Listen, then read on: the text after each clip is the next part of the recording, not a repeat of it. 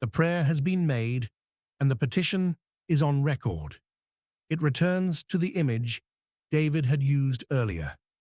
His enemies have not moved. The night is not over. The threat outside the house remains the same. And at evening, let them return, and let them make a noise like a dog, and go round about the city. Psalm 59, verse 14. David returns to the same picture he painted in verse 6. The men circled again in the evening. The repetition is deliberate. Nothing has changed on the ground. Saul's soldiers still prowl. The city streets still belong to men with orders to kill. But everything has changed in David's posture. The first time David described the circling dogs, the weight of the image pressed down on him. Men surrounded his house. The description carried the full force of threat. Here, in verse 14, David uses the same image, but from a unique position. He has prayed and declared God's sovereignty. He presented his petition before the Lord of hosts. Let them make a noise like a dog. The howling that once represented mortal danger now represents futility. David's enemies bark and circle, but their noise accomplishes nothing against a God who laughs at them from heaven. David's repetition of the dog image strips the enemy of the power the image once carried. What threatened in verse 6 becomes noise in verse 14. The same soldiers and the same streets, but a different meaning. This is what prayer does. It does not always change the circumstances, but it changes the person.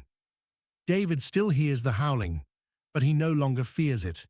Let them wander up and down for meat, and grudge if they be not satisfied. Psalm 59, verse 15. Now the image shifts to dogs scavenging. These men wander, looking for food, yet find none. They growl with hunger and dissatisfaction. The word grudge here carries the meaning of an animal that has searched and come up empty. David's enemies came to his house on a mission. They came with authority, with numbers, and with Saul's backing. But David describes them ending up as scavengers, wandering the city streets, looking for scraps, unsatisfied and growling into the dark. This is the trajectory of every scheme built against God's anointed. It begins with confidence and ends with empty wandering. The men who set out to eliminate David do not feast on victory. They prowl and murmur and find nothing worth having. The contrast is sharp and intentional. David has God as his strength. The Lord is his defense, his tower, and his mercy.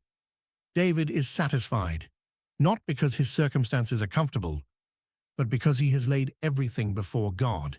His enemies outside, for all their numbers and royal authority, are hungry dogs that cannot find what they came for. The scavenging dog was a figure of shame in the ancient world. Street dogs were not pets. They survived on whatever the city discarded. They were not warriors, but growling animals. The city belongs to God, and the night belongs to the Lord.